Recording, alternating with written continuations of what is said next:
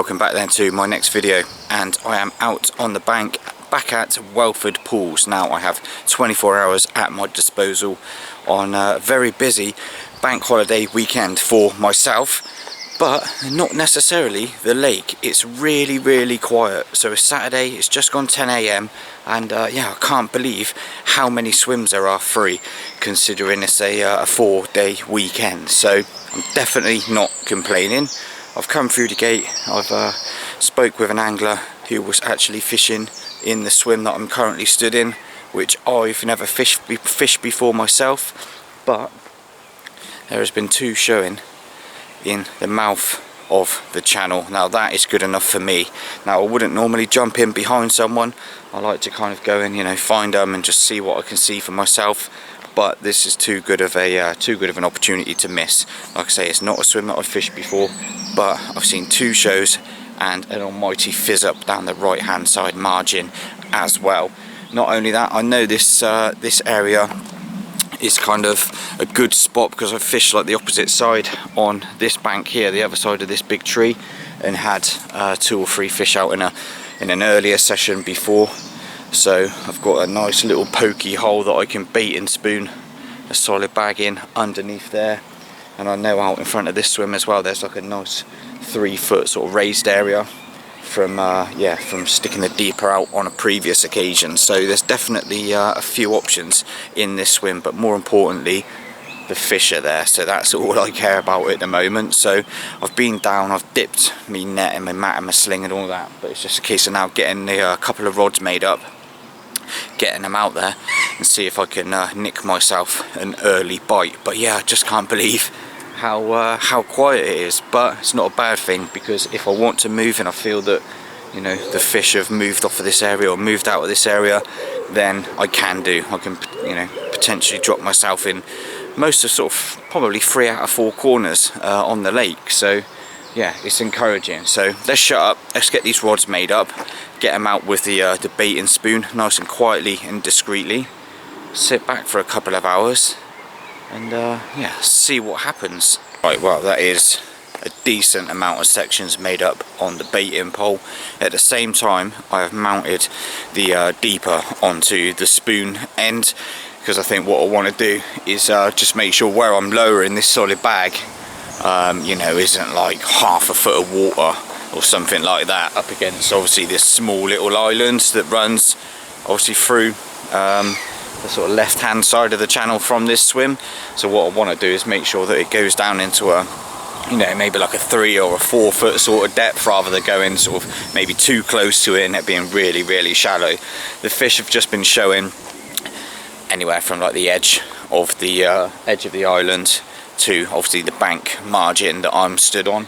I don't need to go far out at all. If you can see like the little corner there, I don't need to go any further than that because they're showing this side of it. So I just want to get it sort of in the middle of the channel where it's safe, and just get an idea on the depth as well at the same time. So I'm killing 2 birds with 1 stone, getting a rod out there, finding out just how sort of deep it is, and then I know then that I'm going to be fishing, I'm going to be out the way of any sort of birds or anything like that, hopefully. And yeah, I can just sit back and chill with that rod out and think about what I want to do with my other rod. So let's get this on the end of that slot, get it out there, get the solid bag in there, and find a little sweet spot to lower it onto, and see if the fish want to play ball.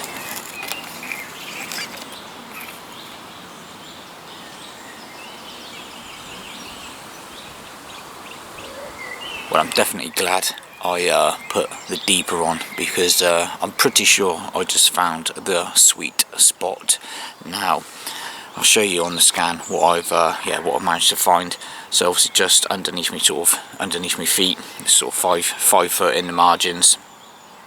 And as I was pushing the deeper out closer to that little island that sort of sat to the sort of left of the channel there, it goes up basically to sort of 3.8, 3.5, up to sort of 3.8, and then it just sort of flattens off. So it's actually quite shallow off the face of that island. So it obviously just goes up, flattens off, but down the right hand side of it I'll just let the spoon blow round with the wind that's obviously pushing through the channel.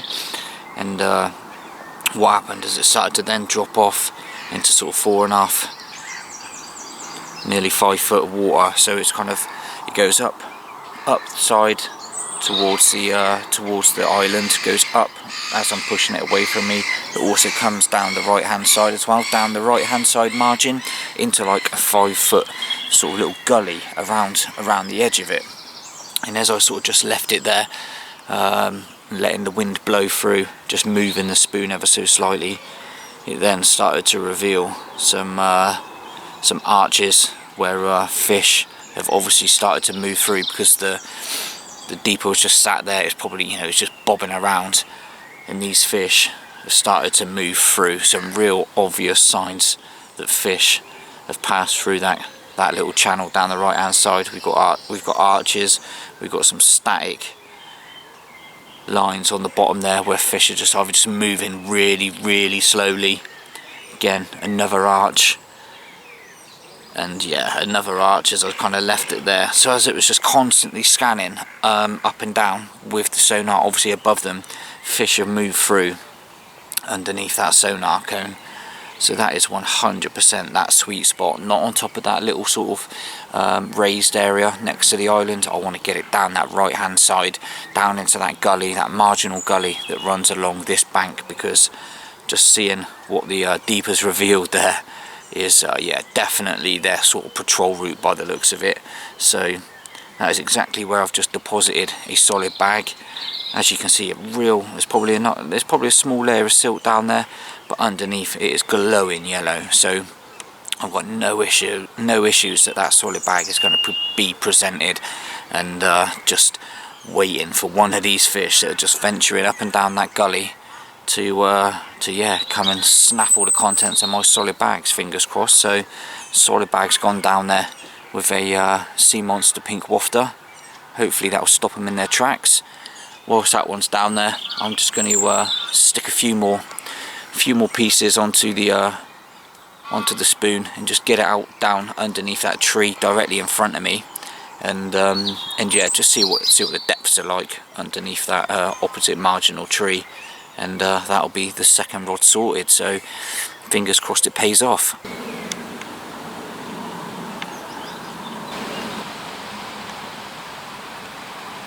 That rod that I put down that right hand side margin, what's the time, 10 to 12, oh, it's definitely been down there less than an hour. I'd probably say even less than 45 minutes, and there's one in the net already. What a scrap. I was literally just drying off the baiting spoon, ready to put one out over to the just over to the tree, because one actually boshed on the other side of the tree, so the next tree sort of down.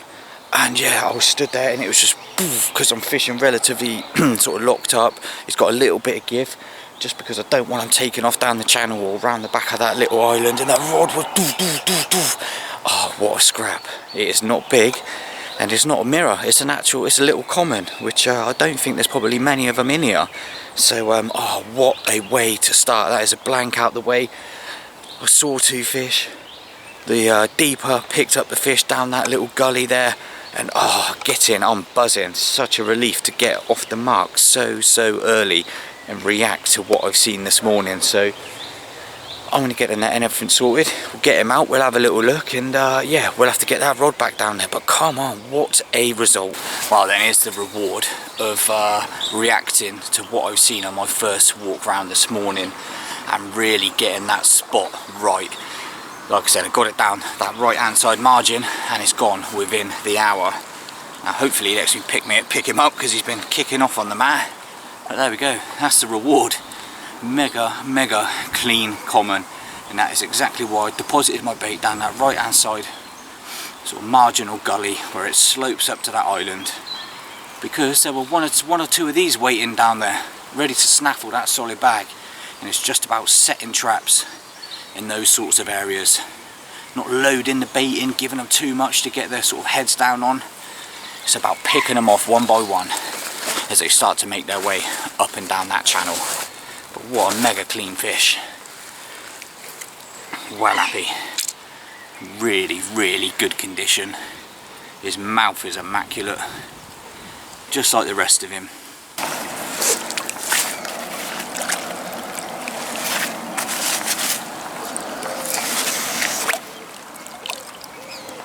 So you joined me underneath the bivvy a lot sooner than I would wanted to have normally put it up, because yeah, just as I was sort of putting that fish back and sorting myself out, the sort of drizzle has started to move over, and it just makes making PVA bags and stuff like that an absolute nightmare. The slightest bit of moisture and yeah, it's just going to melt on you before you've even thought about getting it out. I've already got one rod sorted. I thought whilst I'm in here doing it, I may as well just get the second rod made up as well, just because I'm going to have to try and ship it out with the baiting pole as quickly as possible, so that obviously the bag isn't melting inside the spoon. So yeah, rain and PVA just makes for an absolute bloody nightmare, to be quite honest with you. So whilst I've got the rod in, then I'm just going to do this second one now. I'll just quickly show you how I've got it set up. You would have seen it in any of my other sort of Whelford videos, and potentially one or two others as well. I've got the lead-free leaders. It's like a clay sort of colour and black sort of flecks through it. I don't know if you can see, the light isn't the best, but yeah, sort of creamy clay type colour, and then black flecks which just really help break it up. Got a 2.5 ounce inline lead there, a little brown mini anti-tangle sleeve, sort of 3.5 inches of soft supple braid that is absolutely perfect for getting inside that solid bag. Size 4 barbless basics hook. Now this will be the second or third time that I've used these. I love a size 4 in a barbless, because I just feel that once they go in, they pretty much stay in. They've got a much bigger gape to them. These hooks have actually got a bit of a more of an inturned eye as well, so I haven't had to use any shrink tubing, anything like that over the eye of the hook. Just gone in naked in that sort of area. And then I've got a bit of shrink tubing off the where we go, a bit of shrink tubing just on the shank of the hook, just to keep that hair in place. Ever faithful pink Baitworks Sea Monster wafter, and yeah, that all gets stuffed inside a solid bag with a load of micro pellet, edge micro pellet, a little bit of powder, just to make sure everything is all dry as I'm building the bag. And that's what's done me the bite within the hour. So it looks like it's brightening up a little bit out there, so I'm going to quickly get this one put together, dry that spoon off, get these bags lowered in, drop them out one by one, and see if we can nick ourselves another one.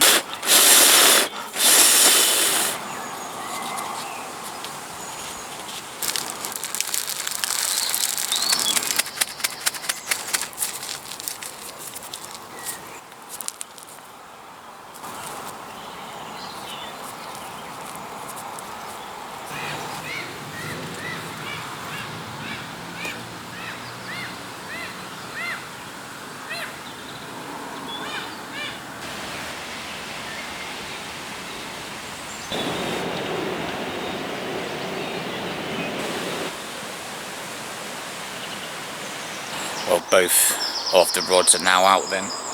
So back down the right hand margin for the right hand rod, and then the left hand rod just shipped over to this little hole on the opposite bank, literally just right in on that little hole. Goes from 5 foot to just around 4 foot. So hopefully one or two come cruising under there, come across my solid bag. Fancy hoovering it up, but again, just another little trap. There's not masses of bait there for them to get preoccupied in, or you know, put the odds against you. There's one solid bag, one hook bait, and if it comes across it and it fancies it, then the chances are that it's going to hoover up the lot, and my hook bait will be in and amongst it. Everything else is tidy, thankfully, in the swim. Bivvy set up, knocks them back away from the edge. Just need to tidy up the bits on the barrow and stuff, and actually get myself a drink. I'm gagging. I've not stopped since I've been here, but I'm not complaining because I've had a fish on the mat already. So yeah, let's see what the rest of the day has in store, but it's feeling good. The sort of rain is past as well now, which means I can just operate in and around without being cooped up in the tactical bivvy there. So means I can actually get out and just not feel claustrophobic tucked up in there. So I'm going to get myself something to eat, have a drink, and hopefully one of those two go rattling off.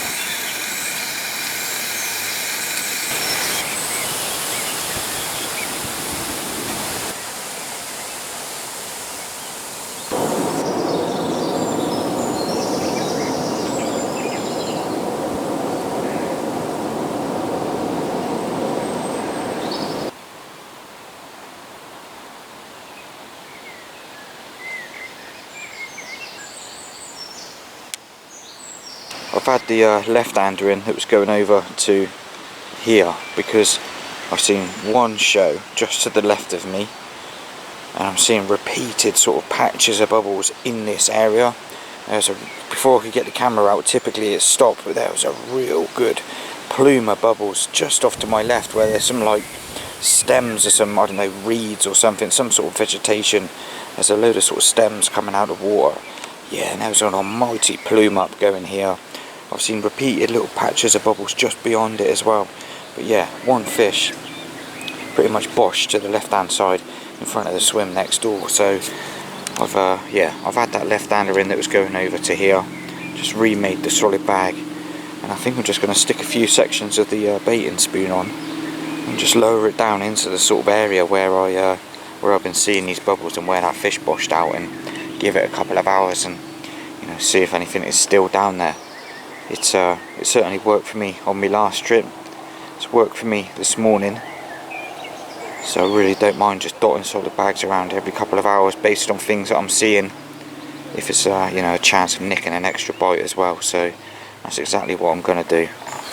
Look at this for number 2, taken from down the channel again. What a mega fish. Now there's a story that goes with this one.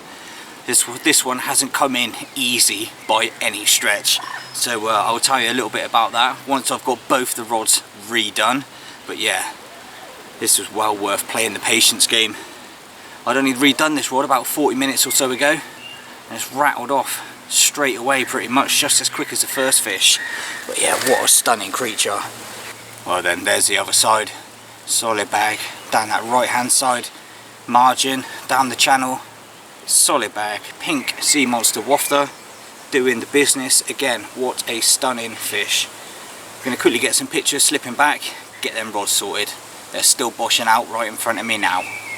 Wow, as I said then, I've got 2 rods to do. That is because that fish from this margin down the right hand side, my god, did it snag me up? Did it give me an almighty battle? It's actually snagged me up twice and wiped out my other rod. So I'd hooked it obviously just down I've hooked it obviously just down here. Somehow it's got snagged on something here for the best part of 10-15 minutes, which I put a bit of tension in and it just was not moving, but I could feel him kicking. So I walked the rod up this bank just to try and get a different angle on it, you know, just to see if the slightly different change of angle on the line would allow the fish to just come out of whatever it was sort of snagged on, but no. So I walked it back down, put it on the rests, left it there for another 10 minutes, and then all of a sudden, so I give it a good 5 seconds, knowing that it got some, you know, speed up, and it had made it, completely got itself free from the snag, reeled back down into it, and it was on.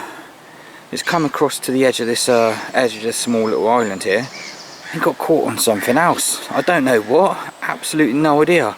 So again, another 5-10 minutes waiting for it to move from there. Again, I walked the rod and passed the rod from behind these trees and get a better angle on it, just to see if that would help, in which it did, thankfully, and I got it moving from here. So I dragged my landing net down with me, fully expecting to scoop it up the other side of this sort of marginal sort of vegetation, but no, he then took off down here, went straight through my other rod, which is obviously just fishing off the edge of the tree in front of me, wiped out my other rod. It had branches all wrapped around the line, it had a ton of other line all in with a mix, and it was just an absolute disaster. So I managed to finally land him in. He tried to get off down into these sort of reeds here as well. Oh, but my god, what an absolute nightmare. But with the best result, knowing that I hadn't pulled for a break or panicked or anything like that, just a little bit of patience to see if the fish would work itself free, in which it did. So I'm really grateful getting that fish in the net safely, treating it and everything else, and making sure that it goes back to fight another day, because as you would have seen on the mat, that fish is a special fish. Really pretty fish, sort of 17-18 pounds give or take. But yeah, one that is absolutely stunning, and one that I wouldn't have been able to go to sleep with tonight, you know, if I was trying to pull and the line snapped. You know, it's just not good angling practice. So I'm really happy to have landed it, sorted out all the mess it was also attached to, and that was also tangled around the twigs and stuff like that was on my line. But yeah, I'm just generally happy that that fish was in my net safe, and I could release it back to yeah, go and fight another day and make someone else's day. So now I'm in a right mess. I've got 2 rods to sort out. Everything's all over the place. It's a bit of a panic, but yeah, I'm more than happy with 2 fish under my belt, and one, like I say, that has gone back safely, even though it gave me the right run around. So happy days.